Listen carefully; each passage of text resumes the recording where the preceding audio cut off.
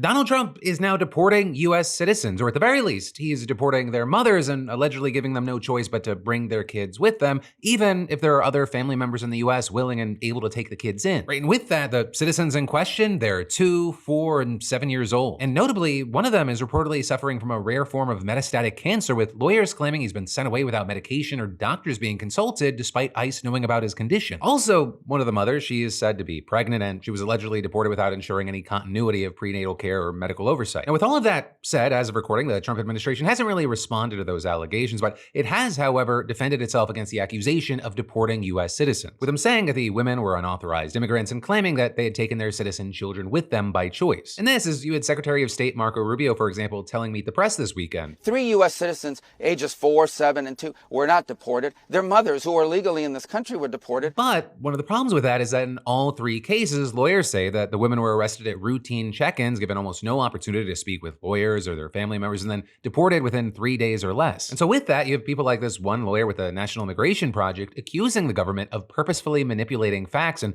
also saying what has become entirely clear is that ICE's portrayal of consent is undeniably false and flatly a lie. And continuing to say ICE did not provide the mothers with any alternative other than their U.S. citizen children coming with them. They were not provided a choice. They were not provided options. And then on top of that, you had the head of the National Immigration Project calling the idea that the children weren't deported willfully misleading, noting that ICE officials were, quote, well aware that there were legal custodians and family members who were ready and willing to care for them. With then another lawyer involved in the case suggesting that the mothers were under extreme duress and were essentially coerced into accepting this deportation with their children. Right? And so with all that, we've seen at least one judge so far appear receptive to the lawyer's arguments. A judge who notably is a conservative Trump appointee who's handling the case involving the 2-year-old referred to in court documents as VML. And in that case, you have the government claiming that the mother requested to take her child with her to Honduras, citing a handwritten note purportedly written by the mother in Spanish. But the judge appeared to be skeptical, scheduling a hearing for next month, quote, in the interest of dispelling the court's strong suspicion that the government just deported a U.S. citizen with no meaningful process. With him also emphasizing there, it is illegal and unconstitutional to deport, detain for deportation, or recommend deportation of a U.S. citizen. And so now we're gonna have to wait to see what comes from all that, as well as what happens with these other cases, and really with so many others. Right? I mean, connected to all this, ICE also reportedly deported a Cuban-born woman last week married to a U.S. citizen, separating her from a 1-year-old child. And as with others, she was allegedly held incommunicado and flown to Cuba within just a few days, with her lawyer claiming that the woman was still breastfeeding her daughter, who suffers from seizures. And then, beyond that, even as data and U.S. intelligence continues to undermine Trump's justification for the whole thing,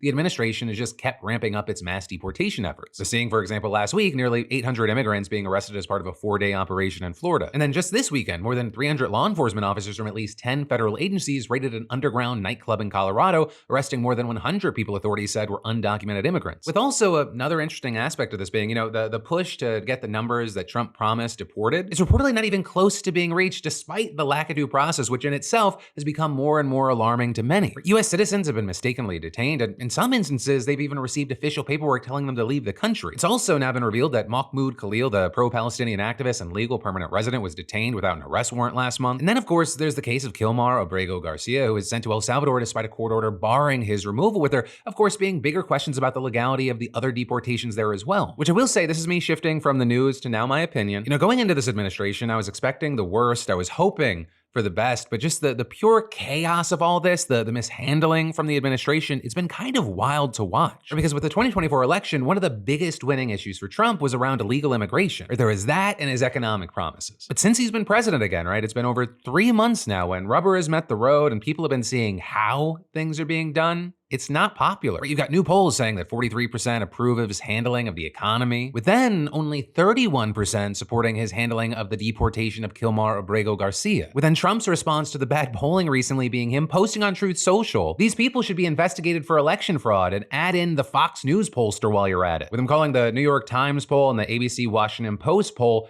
fake polls from fake news organizations. But for now, we're gonna have to wait to see how this continues to play out. I mean that in the real world, on the ground, deportations, what's happening in the courts, and with the polling. And of course, in the meantime, I'd love to know your thoughts.